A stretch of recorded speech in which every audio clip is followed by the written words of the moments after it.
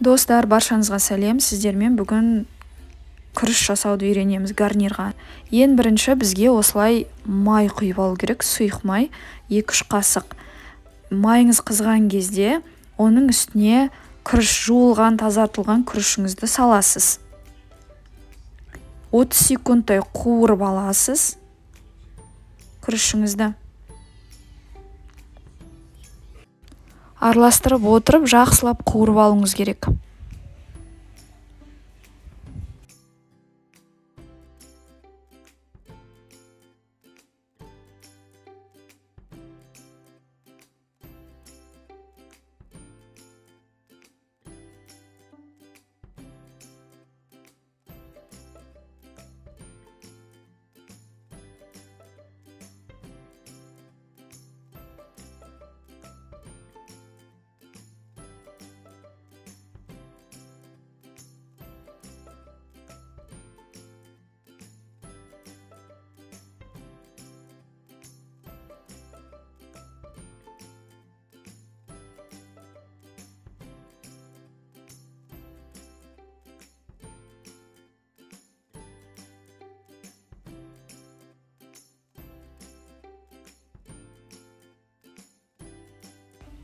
Одан кейін қайнап тұрған ыстық су құямыз.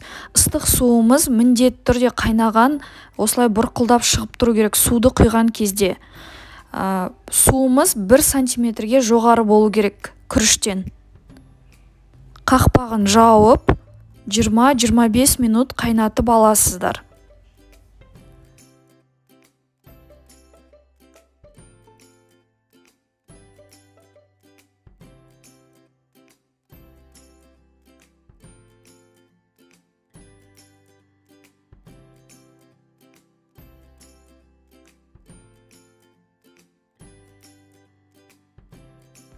Минут қайнатып алғаннан кейін 5 минут міндетті түрде крышкасын жауып қойып қойыңыздар. Мен сізге лайфхак үйретейін. Видеода көріп тұрғандарыңыздай осылай кесеге салып аласыздар да, өзіңізге керек жерге төңкерсеңіз керемет болып шығады. Достар, менімен бірге болғандарыңызға үлкен рахмет. Подписка жасап, лайк қоюды ұмытпаңыздар.